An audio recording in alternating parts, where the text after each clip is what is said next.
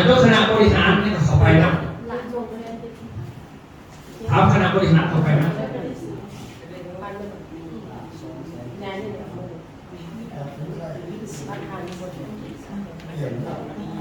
เงินของมือเงินล้านกินได้น้อยนึงดอกแต่เอ้ยบ่สิหลายนี่คือเป็นก่อนสมมุติคนไปใจที่ไปก็ได้เงินล้านไปบ่หลายดอก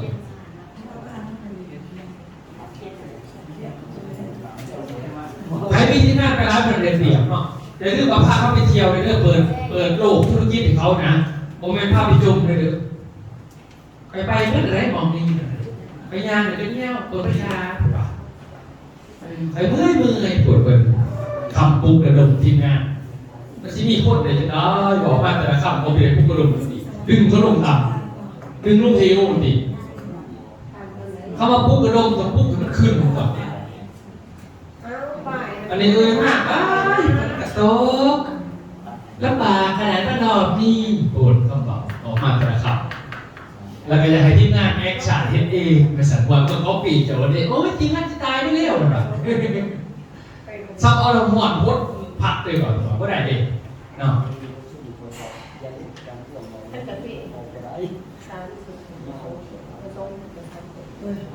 จบแล้วซื้อผู้บริหารนั่นเขาไปนะให้มันหูว่าเขาสิมีคนเท่าไหร่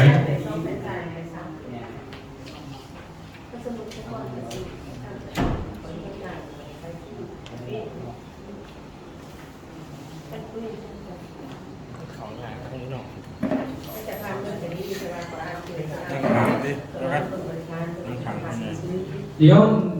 นครเตลจุเนาะต้องเตรียมเพลงเตรียมยังของได้เลยดีแท้เมืองเตลจุเขาก็ไปยักมาให้จุเลยดอก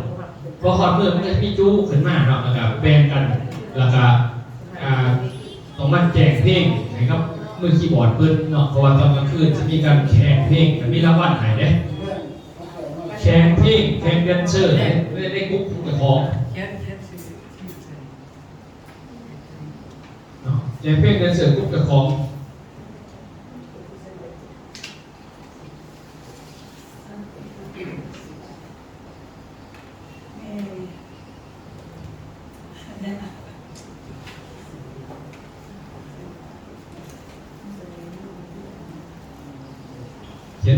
เขียนเข้าไปเนาะที่แจ้งนำซับรีสอร์ทเพื่อนก็พยายามละของเรื่องไปเอาเนี่ยเอาสุดละของเนาะเดี๋ยวจะน้อยเขาสิลงกันกับกลุ่มดนตรีสุดละของไปขนาดไหนก็ว่ากันไป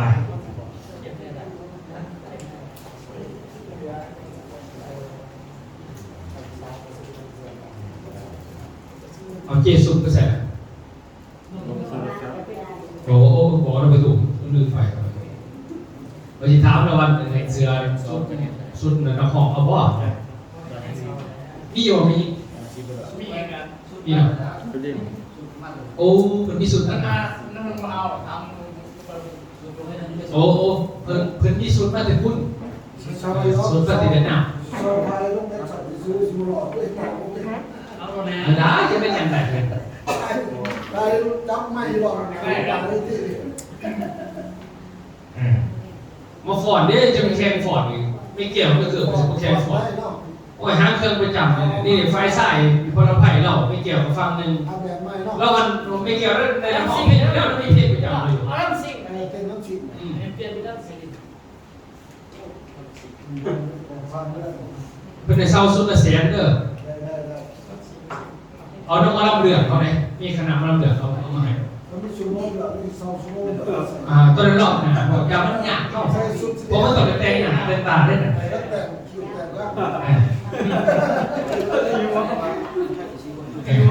คนดำกับเป็นคนคาคาโก้เหลือหาสิวะเดี๋ยวผมจะลองยักจะจดเป็นเพชรเนี่ยแบบใจก็ลอยหาดิบอลร่วมเลยแล้วจีร่วมเหรอเปิดอีซี่สั่นเปิดแค่อีซี่แล้วเปิดเพชรแม่เดี๋ยวมันเป็นแก่มากพอเขาสึกวัดสอบเองเขียนมาใหม่เพราะว่าเขาจะเป็นจำนวนดีเพราะแต่ว่าละชื่อเนี่ยเขาผสมกันแล้วเขียนสมบูรณ์มีเต็มเนี่ยมีสื่อว่าจะมีเจ้าคนเป็นสมบูรณ์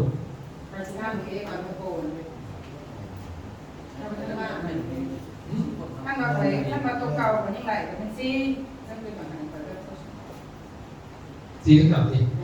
ว่าเขียนเตซี่บอกเขียนไปก่อน ฟังเองก่อน โอเค ว่ายังไม่ฟังอ่ะโก้อะไรนี่ยังซ้ำเราไปแต่ไหนหนึ่งแล้วก็ซี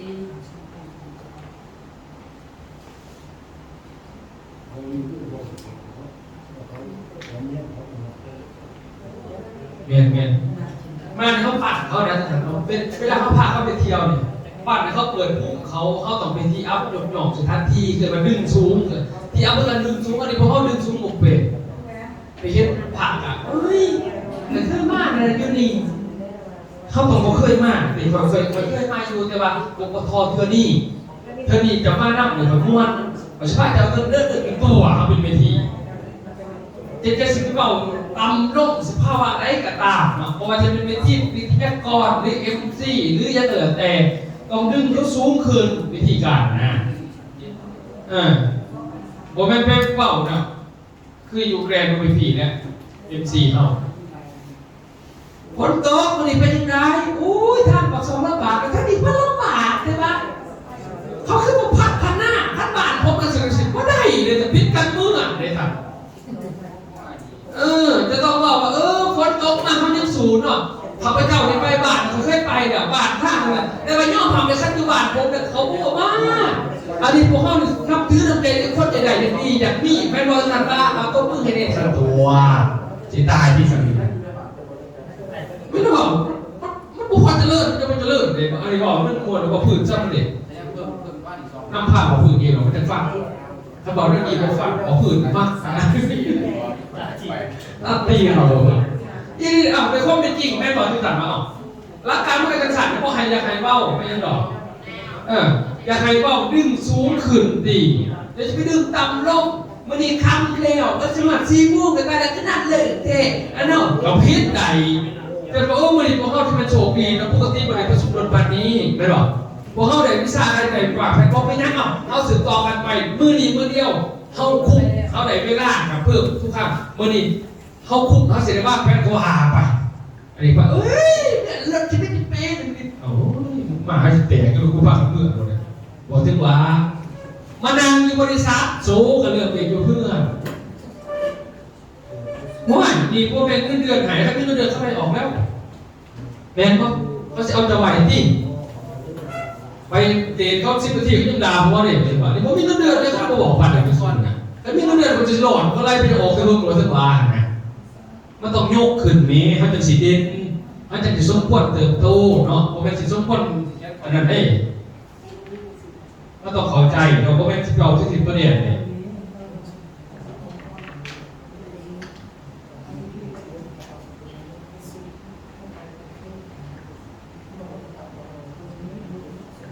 เรียกบริษัทแต่สมาประชุมหรือแถประชุมทุกอาทิตย์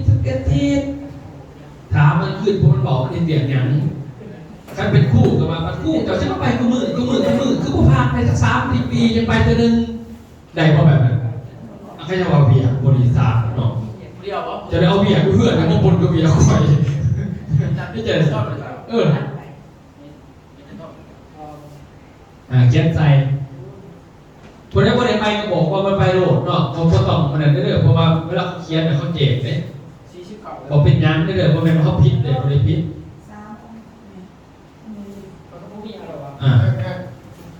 เหมือนเขาพอเขาพิษแล้วแต่น้อยแล้วอ่ะเขาพอลดนึงเหรอ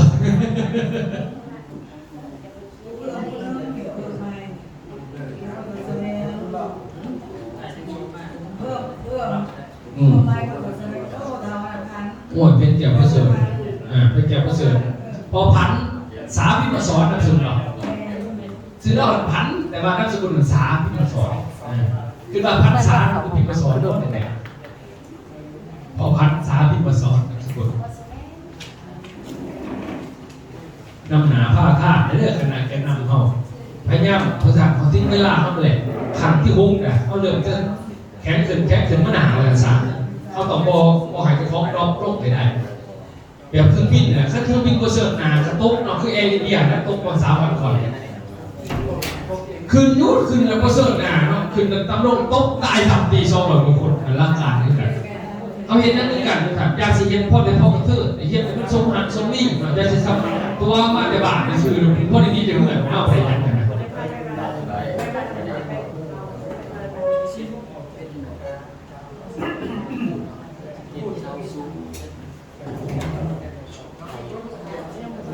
เห็นแต่มันเป็นเงินเป็นทองเนาะแต่จะเป็นเงินคือไปแบบหน้ามันขี่แล้วนี่จดไปนั่งเอาฟังไปนั่งได้ใส่ท่านอาจารย์สตีเพิ่นมาบอกให้ฟังว่าพอไปเวียดนามมันมีขอคิดยันต่างๆเนี่ยเนาะท่านจะจดไปนั่งเด้อมันต้องเบิ่งรับก็ได้เพราะว่าช่วงนี้อ้ายใช่ปะเนาะนะแล้วบอกนั่งอะไรเนี่ยเอาตัวเบิ่งให้ครับอาจารย์สตี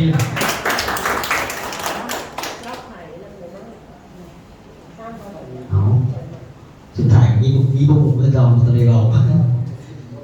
คือเป็นจะได้ท่านประธานบรรยายครับว่าครับเนาะเข้าใจแบบจำแจกมันมีแบบปิดบังอีกเนาะถือก็ถือพิษก็พิษตามมันแหละเนาะสังเกตกันคือเขาจะไปมาอย่างงั้น